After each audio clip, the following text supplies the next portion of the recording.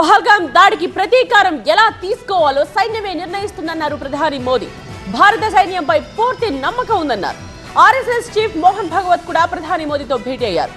పహల్గాం దాడి తరువాత పరిణామాలపై చర్చించారు. పెహల్గాం దాడికి ప్రతీకారం తప్పదని ప్రధాని మోదీ మరోసారి స్పష్టం చేశారు. అంతర్గత భద్రత, సరిహద్దు భద్రత, పెహల్గాం దాడిపై చర్చించేందుకు మోదీ నివాసంలో కీలక సమావేశం జరిగింది. ఉగ్రవాదాన్ని అంతం చేస్తామని, ఉగ్రవాదంపై పోరులో సైన్యానికి పూర్తి స్వేచ్ఛ ఉందన్నారు ప్రధాని మోదీ.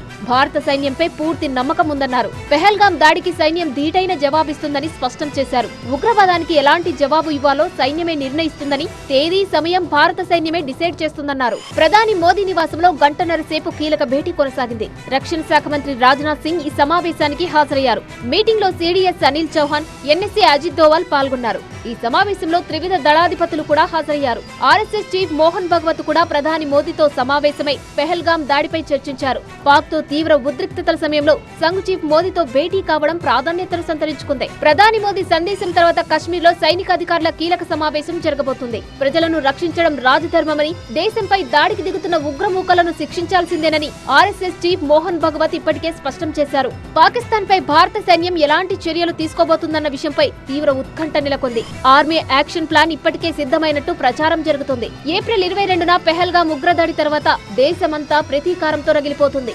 దాడికి పాల్పడ్డ ఉగ్రవాదులతో పాటు కుట్ర చేసిన మాస్టర్ మైండ్స్ ను శిక్షించాల్సిన సమయం ఆసన్నమైందని దేశ ప్రజలు డిమాండ్ చేస్తున్నారు. విపక్షాలు కూడా ఈ విషయంలో ప్రభుత్వానికి సంపూర్ణ మద్దతు ప్రకటించాయి. ఉగ్రవాదులు కలలో కూడా ఊహించని రీతిలో ప్రతీకారం ఉంటుందని మోదీ ఇప్పటికే హెచ్చరించారు. ఉగ్రవాదులపై ఎలా టార్గెట్ చేయాలి, ఎక్కడ టార్గెట్ చేయాలో సైన్యమే నిర్ణయిస్తుందన్నారు మోదీ. కేంద్ర హోంశాఖ మంత్రి అమిత్ షా కూడా ప్రధాని మోదీతో భేటీ అయ్యారు. పెహల్గాం దాడి తర్వాత పరిణామాలపై కేంద్ర హోంశాఖ ఉన్నత స్థాయి సమీక్ష నిర్వహించింది. కేంద్ర హోంశాఖ కార్యదర్శి అధ్యక్షతన జరిగిన ఈ సమావేశానికి పారామిలిటరీ బలగాల చీఫ్లు హాజరయ్యారు. BSF, CRPF, SSG, CRPF, SSB అధికారులు ఈ సమావేశానికి హాజరయ్యారు. అంతర్గత భద్రతతో పాటు సరిహద్దు భద్రతపై ఈ సమావేశంలో చర్చించారు. అసోం రైఫిల్స్ అధికారులు కూడా ఈ సమావేశానికి హాజరయ్యారు.